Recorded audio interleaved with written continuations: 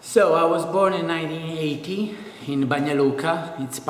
The period was part of ex-Yugoslavia, and now it's part of Bosnia and Herzegovina. I come from this kind of artistic family, let's say part of the intelligentsia, ex-Yugoslavia intelligentsia. My father is an architect. My grandmother was used to make the tapestries, and my uncle is a quite famous artist called Berber, academic painter. So my background is as a family of artists, I should say, and probably I start to be trained during my early days while I was living through all these experiences in my hometown and family. I received my academic training in Florence. After we moved to Italy, to Bolzano, when I finished the high school, I moved to Florence and studied there at the Fine Art Academy with the professor Adriano Bimbi. And it was 2000, 1999, 2000. I stayed there till 3 years ago, because quite young I started to work there with galleries, Italian galleries, and doing exhibition shows and more other things. So at the academy, at the first year of the academy, they started to explain us that there is no such a thing as a technique, but you have to find yourself by your own. So we started to learn from the books of Cennino Cennini, all the recipes, how to make colors, how to make glue, how to make brushes, and all these old kind of recipes that we needed to understand how the technique that we now call the technique was born. So instead of going and buy a tube of color, you had to buy the pigments, find your tones, find your colors, and the density, intensity of the oil, and all these things. So we started with the recipes before you talking about the technique. And somehow the first 5-6 years of academy were all about the technique. So about looking for your way of expression, not using and represent. Obviously, everything was fulfilled with the poetry, but and at the same time the painting has its own poetry that you have to try to understand and to find yourself somehow.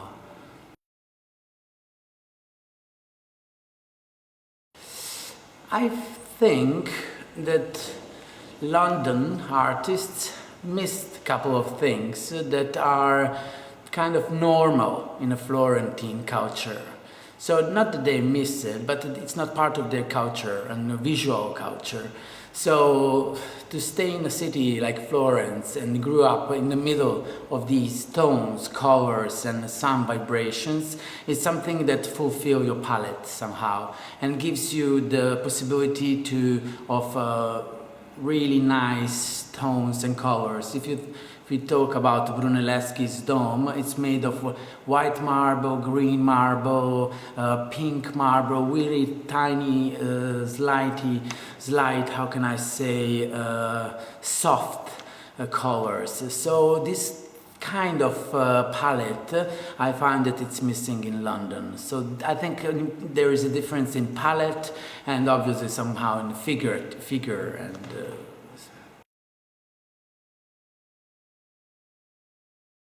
It's obviously a new public that I'm meeting here with different tastes, and probably they can find something really exotic and let's say ancient somehow from my paintings. For example, I don't use ever full colors like red, blue, green, or like really strong colors, because in Renaissance my studies are based on the frescoes. So the colors when you paint in a fresco are a bit lighter, and the tones are not so strong. You never use the strong blue. So it's always something that comes from somewhere far away. It's nothing that you can compare to nowadays let's say internet art, where you have the colors and they are adapted to your site through a TV or a computer or laptop or whatever. So when you look at one of my paintings, you could mostly see kind of a fresco more than a commercial image or whatever.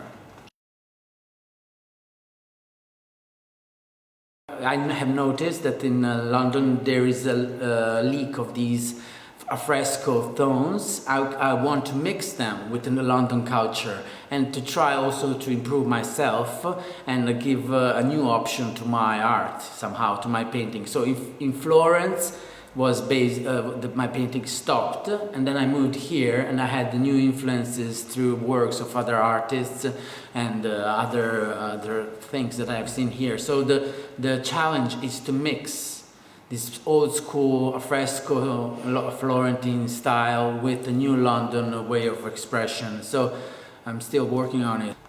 London is becoming one of the most important cities for, especially for the figurative art and paintings, for all kinds of arts, but especially for the paintings. Because I have lived in Berlin, I have lived in Florence, all around Europe, and I found myself in London as welcomed, how can I say, because I see loads of figurative art, loads of painters, and the really high-level painters. So I felt some kind of a new house, that I found a new home here in London.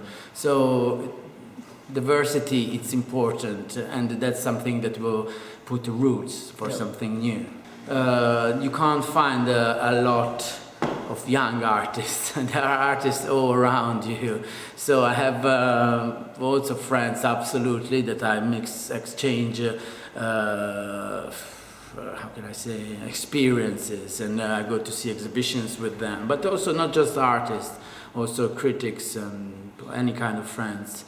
There are parts of London that are sorted as a community, small art communities, where you can find any kind of art. I have discovered that there exists a tiki art, that's kind of a new thing, and it's my neighbor. I have friends from New Zealand artists, I have friends from Russia, Bulgaria, from Poland, everywhere in the world, and we are part of somehow part of this huge community. This is a group of really very good young artists, British artists. Quite some of them are really young, they're 23, 24, and I think there's a huge amount of talent going on here around. So they're all really probably will have a great career at the front of them. So I came in contact with Isis Phoenix Arts through Edward Lucie-Smith, through you, and it was quite quick encounter, like everything happened a couple of months ago actually, so here we are. This is, I hope, the first step of a nice friendship with Isis Phoenix Arts and Darren Baker Gallery with Agnieszka. So I hope in the future to have the possibility to show more in London and all around the world, hopefully.